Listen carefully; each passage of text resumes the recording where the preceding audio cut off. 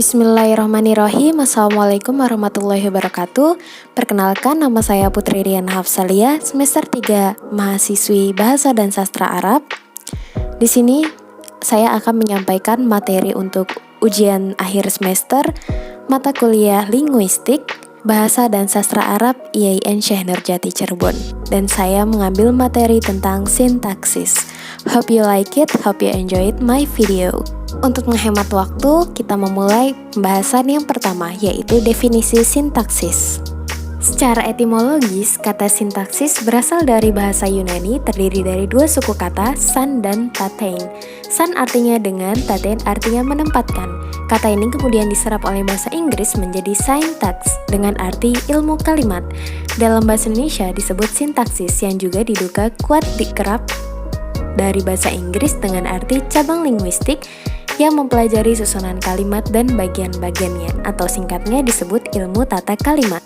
Secara terminologis, Krida Laksana menjelaskan definisi sintaksis sebagai pengaturan antara kata dengan kata atau dengan satuan-satuan yang lebih besar dari itu dalam bahasa. Ia menambahkan bahwa satuan terkecil dalam bagian ini adalah kata.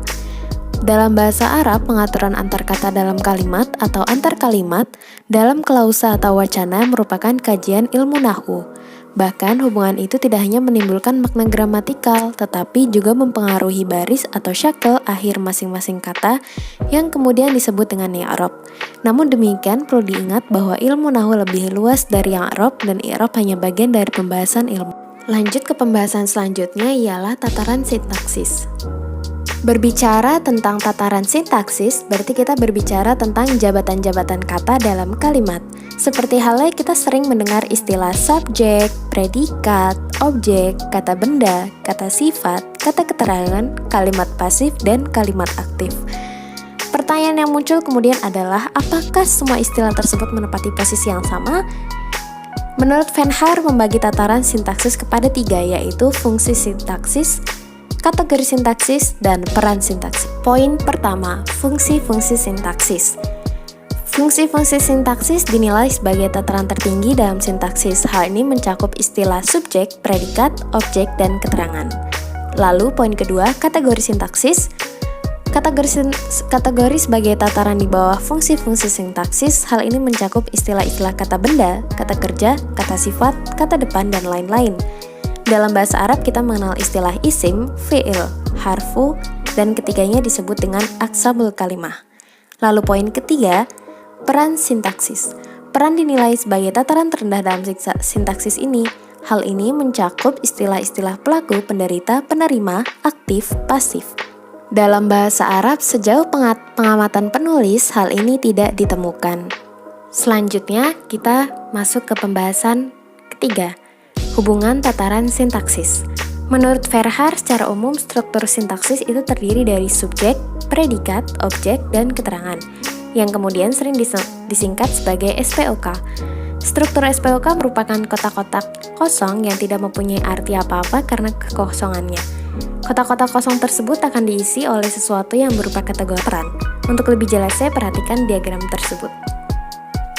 Dengan memperhatikan diagram di atas, dapat diketahui bahwa tempat kosong yang bernama subjek diisi oleh kata Ahmad yang berkategori nomina. Tempat kosong yang bernama predikat diisi oleh kata membaca yang berkategori verba. Dan tempat kosong yang bernama objek diisi oleh kata buku yang berkategori nomina. Dan tempat kosong yang bernama keterangan diisi oleh kata di kamar yang berkategori nomina. Dengan memperhatikan diagram di atas, dapat diketahui bahwa tempat kosong yang bernama subjek diisi oleh kata Ahmad yang berkategori nomina. Tempat kosong yang bernama predikat diisi oleh kata membaca yang berkategori verba, dan tempat kosong yang bernama objek diisi oleh kata buku yang berkategori nomina, dan tempat kosong yang bernama keterangan diisi oleh kata di kamar yang berkategori nomina. Pengisi fungsi-fungsi itu berupa kategori sintaksis mempunyai peran-peran sintaksis. Kata Ahmad pada contoh di atas memiliki peran pelaku, kata membaca memiliki peran aktif, kata buku memiliki peran sasaran, dan kata di kamar memiliki peran tempat. Pertanyaan yang muncul kemudian adalah, apakah struktur sintaksis selalu berurutan? Apakah ke tempat fungsi itu harus selalu muncul dalam setiap struktur sintaksis? Dan apakah setiap fungsi harus selalu diisi oleh kategori tertentu? Untuk menjawab pertanyaan pertama dapat dilihat pada kalimat "Pergilah si Ahmad ke Medan". Kalimat ini mempunyai susunan fungsi P, S, dan K. Dengan demikian, pertanyaan pertama sudah terjawab bahwa urutan struktur sintaksis tidak selalu berurutan SPOK. Dari contoh ini juga dapat menjawab pertanyaan kedua bahwa tidak semua keempat fungsi sintaksis selalu muncul dalam struktur kalimat. Oleh kategori tertentu, menurut ahli tata bahasa tradisional bahwa fungsi subjek harus selalu diisi oleh kategori nomina, fungsi predikat harus diisi oleh kata yang berkategori verba, fungsi objek harus diisi oleh kata yang berkategori adversvia. Namun demikian, tidak semua bahasa dapat memenuhi persyaratan tersebut, seperti halnya bahasa Indonesia. Bukankah dalam bahasa Indonesia tetapi benar jika dikatakan dia guru, padahal sebetulnya kalau harus memenuhi persyaratan di atas, maka struktur kalimatnya harus dia adalah guru. Baik, kita akan melanjut ke pembahasan selanjutnya, yaitu sintaksis bahasa Arab. Seperti telah disinggung sebelumnya bahwa pengaturan antara kata dalam kalimat atau antar kalimat dalam klausa atau wacana merupakan kajian ilmu nahwu. Bahkan hubungan itu tidak hanya menimbulkan struktur dan makna gramatikal saja, tetapi juga mempengaruhi baris, syakl, akhir masing-masing kata yang kemudian dikenal dengan i'rab. Poin pertama, fungsi-fungsi sintaksis bahasa Arab. Sebagaimana disebutkan sebelumnya bahwa fungsi sintaksis disebut juga dengan jabatan atau fungsi kata dalam kalimat. Dalam bahasa Arab, jabatan atau fungsi kata itu diklasifikasikan sesuai dengan jenis i'rabnya. Adapun fungsi-fungsi sintaksis dalam bahasa Arab sesuai dengan jenis i'rabnya terbagi kepada 3 bagian. Yang pertama, al-marfu'at. Secara singkat dapat dikatakan bahwa yang dimaksud dengan al-marfu'at adalah fungsi-fungsi sintaksis dalam bahasa Arab di mana baris syakl akhir setiap fungsi-fungsi tersebut beri'rab rofa. Di antara fungsi-fungsi dimaksud adalah sebagai berikut. Ismu makan, khobar ana, mubtada, khobar, fa'il, naibu fa'il. Lalu yang kedua, al-mansubat. Yang dimaksud dengan al-mansubat adalah fungsi-fungsi sintaksis dalam bahasa Arab di mana baris syakl akhir setiap fungsi-fungsi tersebut beri'rab nasab. Fungsi dimaksud adalah sebagai berikut. Khobar kana ismi inna, maf'ulun bih, maf'ulun mutlak, maf'ulu li ajlihi, maf'ulu ma'ahu, dan maf'ulu fihi. Lalu yang ketiga, al-majrurat. Yang dimaksud dengan majrurat adalah fungsi-fungsi sintaksis dalam bahasa Arab di mana baris syakl akhir setiap fungsi tersebut beri'rab jar. Jenis fungsi disebut adalah sebagai berikut. Al-majrur bil majrur jari, al-majrur bil idhofah. Dan yang terakhir, at-tawabi'. Pada asalnya, at-tawabi' bukanlah termasuk fungsi-fungsi sintaksis dalam bahasa Arab karena posisinya dalam kalimat hanya mengikuti arah satu fungsi-fungsi sintaksis tersebut di atas. Dengan demikian, dia tidak memiliki i'rab yang pasti, mereka sangat tergantung kepada i'rab yang diikutinya. Fungsi-fungsi dimaksud adalah na'at, atfu, at-taukid, sama badal. I'rab raf'u ada 4 macam. Pertama, dhammah yang berada pada ismu mufrad, jamak taksir, jamak muannas salim, fi'il mudhari lam yatasal bi syai'in. Lalu kedua, al-waw berada pada jamak mudzakkar salim dan asmaul khamsah.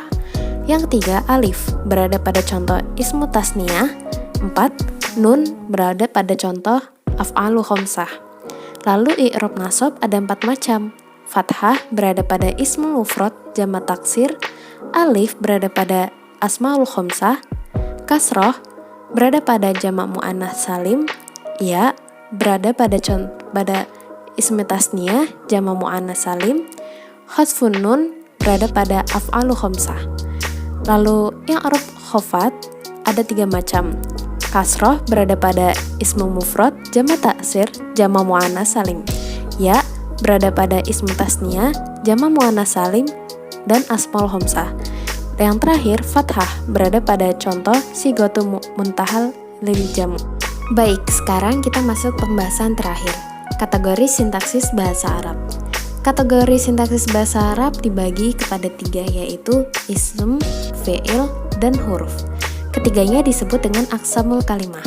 Dapat dipastikan bahwa semua fungsi sintaksis bahasa Arab di atas adalah kategori isim. Namun demikian, sering juga ditemukan yang berkategori fi'il. Tetapi hal ini sudah berbentuk jumlah atau kalimat.